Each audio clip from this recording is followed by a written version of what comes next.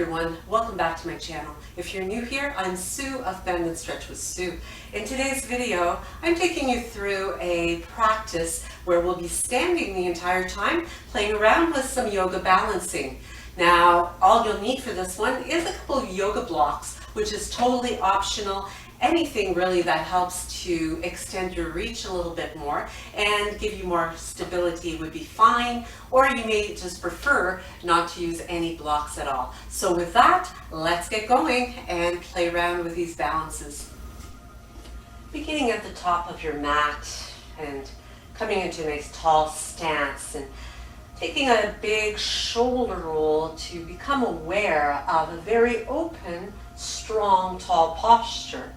As you level the chin, you can soften the eyelids by allowing them to drape over the eyes. And just paying attention to your breath, feeling the power that comes from this pose by being grounded and connected on both feet. Taking a moment to set your intention. Maybe it is simply to have some fun, promote some flexibility as well as some strength. With that, let's take a big breath to float the arms up overhead and exhaling to take a bow and to soften. Inhaling to lengthen, and we're just going to move through a couple of sun salutations as we warm the body, preparing it for our practice. So you can take a more gentle approach if you like, or maybe a stronger one by just moving through at a more advanced level. So you choose what works for you. Lifting up onto the balls of both feet, bending knees. You can take your time to walk those feet up or simply hop them softly to the top of the mat. Inhale with a flat back and exhale to bring yourself to a fold. Breathing in to open up, exhale, hands land at the heart. Once again, pausing to observe that strong strength and stability on both feet. Inhale to open up, and exhale, take it into your forward fold. Inhaling to flatten the back and send the left leg back on this one, and right one meets it in your plank position, lowering to chaturanga, scooping through to come into your upward dog and taking it back to your downward facing dog. Downward dog allows you to open up the backs of those legs all the way into the hips, which we want to have that combination of tapping into strength as well as flexibility for this practice. Lifting on the balls of both feet to either walk or hop to bring the feet to the top of your mat. Inhale, halfway up, exhale, fold. Inhale, and exhale, land those hands, prayer hands at your heart. Breathe in, and this time taking a bow as you reach forward, keeping real engagement in the core to support the back. Inhale, halfway up. Exhale, walking the feet back or popping them back to your plank. Inhaling through to your upward dog. Exhale to your downward facing dog. Breathing here to really promote the widening of the upper back, the drawing in of navel to spine. Lifting on the balls of both feet. Float those feet to the top of your mat. Inhale, halfway up.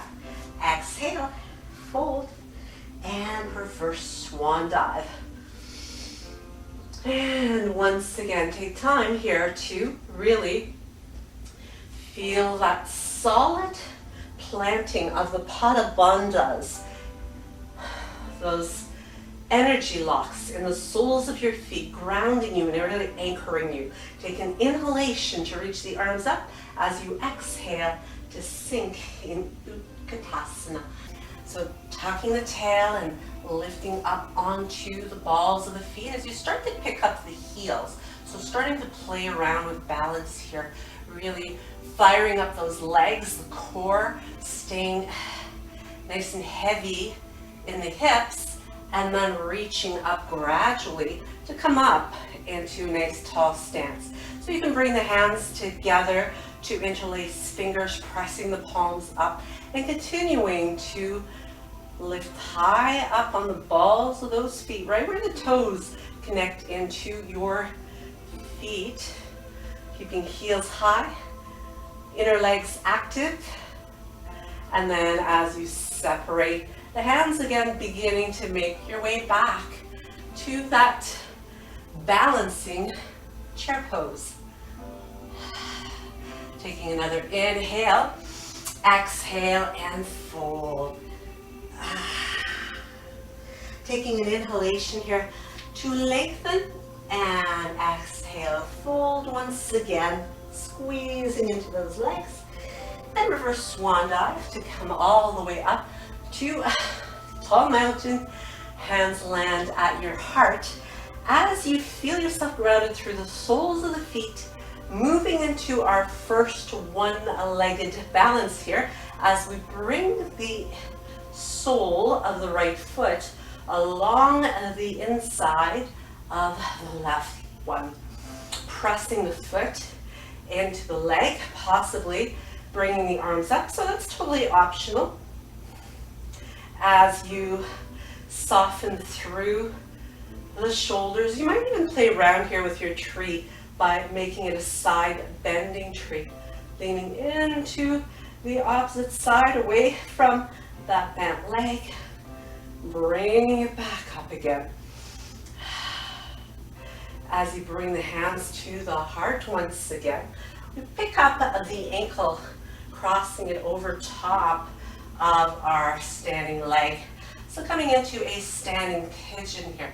Now you can open up the arms if you like, sinking nice and heavy into that standing heel, and then possibly beginning to straighten your standing leg. This is where the block can come in really handy.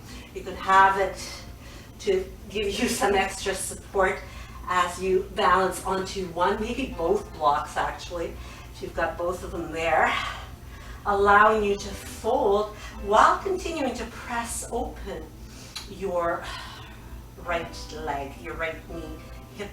So creating some external rotation, maybe playing around here a little bit more with balance as you bring your left hand behind the left ankle or calf, maybe right hand does as well, as you continue to hug your body into that leg.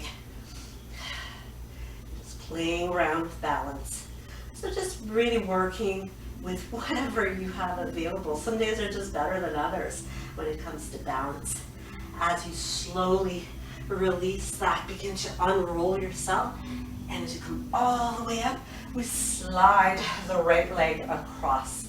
So from here you could rest your right ankle beside the left one, or you might be able to tuck the toes in behind here. So squeezing the inner leg, sinking heavy into the hips, opening the arms nice and wide, bringing the right arm in front, left one winds around for eagle arms and legs. Softening through shoulders, continuing to really squeeze midlines of the legs as well as the arms, stacking them, sinking nice and low here. And as you slowly unroll or unravel, reaching back into a warrior three. From here, we take a big step back, opening up the arms, and as we turn the toes out slightly, we're going to bring the weight into the front foot, the left one in this case, to move into balancing star. So reaching through the arms, through the legs, really engaging the core. Take a big step back, sinking it into your side angle as you bring the front arm along the outside of the leg, and continue to open through the heart, looking up, pressing that top hip open, top shoulder open. And as you Continue to work your way through the depth of this here. I'm going to use a block, just bringing it to the outside of my front foot, gradually pivoting on the ball of that back foot to move up into a half moon balance. So gradually my toes point outward, my top arm reaches up, my top hip, top shoulder open as well. And from here, I might stay where I balance on that front foot, front arm, possibly playing around with sugar cane by bringing a bend to that top leg, really holding on with my top arm, keeping that front leg straight, and revolving my gaze to look upward as I continue to hold on to that foot, sliding the hand to the inside of the leg as I start to move into dancer's pose. So we're reaching through my left fingertips, right toes, and bring it all the way up. Take a nice little back bend here, opening up, inhale, exhale, swan dive it down to a forward fold. Take a breath in to lift and lengthen. Exhale, plant the hands and walk or hop to bring those feet back. Chaturanga, upward dog, and downward facing dog. Taking a few breaths here, just to walk it out a little bit, releasing, loosening, and from here, beginning to walk the hands toward my feet. As I arrive into that forward fold, let myself hang here a little bit, making it very restorative, very calming, as the challenge of the balance poses can start to agitate the mind a little bit more. So we just want to come back to that more peaceful state. And as I slowly unroll, making my way up once again to Tadasana. So from here, turning around to come into preparation to go through that very same sequence on the opposite side. So beginning in Tadasana, feet underneath the hips, strong, firm connection and grounding. Breathing in to really expand and lengthen. Exhale, hands come to the heart as I bring weight into my right foot this time. Left one makes its way along the inner standing leg. A little pressure in the foot, leg, standing tall still. Keeping a strong, engaged core, pressing that knee open. Little tuck of the tailbone. And perhaps I decide to grow my limbs. Another option is to take that foot and place it into a half lotus. So just placing the foot, the arch of the foot, along the crease of my thigh, hip crease, right where that femur connects into the leg. As I bring the hands back down again. Whoops, I forgot my side bending tree. Could add that as well. Continuing to press, open my bent leg and leaning away from it. Coming back through the center, releasing the hands to that ankle as I make my way into standing pigeon. So sinking the hips here, keeping the heart open, getting really heavy in the hips, and then gradually tipping forward. So either reaching for my block, reaching for the floor, reaching for my shin, my calf, whatever I can reach comfortably to come into that forward fold. So as I play around with straightening the leg, bend or opening up this bent leg even more, I might be able to take the hands behind the ankle, calf, pulling my body into that leg, bringing my gaze gradually to the mat, along the side of my foot. Softness still in the jaw, shoulders. As I release that grip, I can soften my standing leg once again to make my way up to standing as I wrap my top leg around the bottom one. Arms are nice and wide open here as I bring my right arm forward. The left one winds underneath. So it should be the opposite one. Hoping I didn't get mixed up here. Squeezing the midlines of those legs. Stacking the elbows over top of the legs as well. And nice and heavy in those hips. You'll probably find one side to balance. It's a little easier than the other. As I unravel the arms and send the leg long back behind me, I move into Warrior 3, leveling the hips and shoulders with a nice long extended reach to step way back and open up into a nice wide stance. From here, both of the heels turn in slightly, and as I bring weight into now my opposite foot, I make my way into balancing star. So you can keep the foot grounded for this one, or you might play around with lifting your heel off your mat, gradually building more strength, and then stepping it back to that nice long stance. From here, we make our way into a side angle. So you want to have a good amount of distance between front foot and back foot. Your hand is outside your front foot. Again, the block is awesome here for giving you more support. And as you keep pressing that knee open, get a great stretch in the hip, gently pivoting to make your way up into your half moon balance.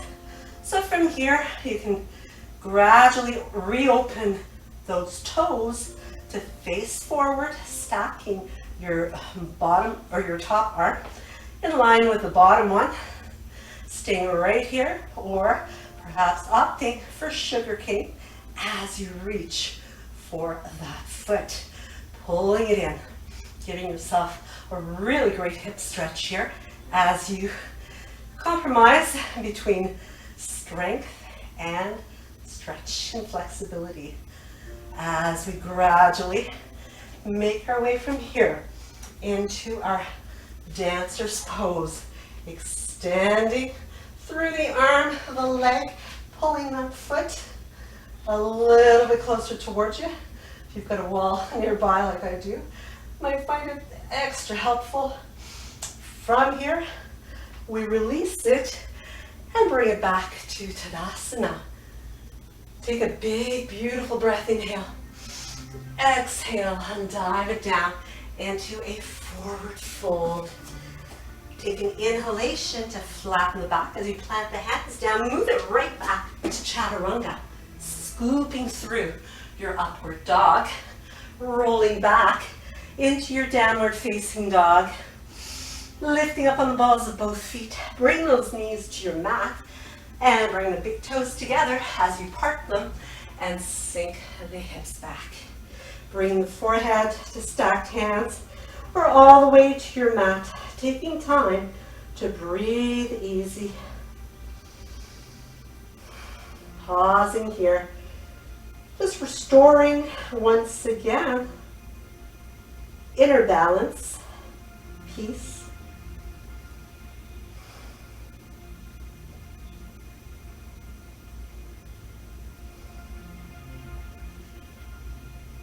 And slowly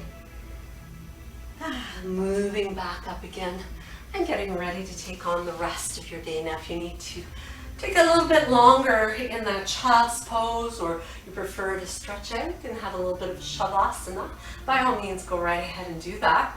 I encourage you to take your time to move back with ease into the rest of your day.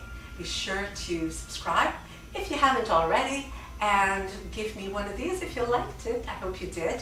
And be sure to get that notification bell turned on so you know when I upload new content. You can check it out, check me out in the next video. Namaste.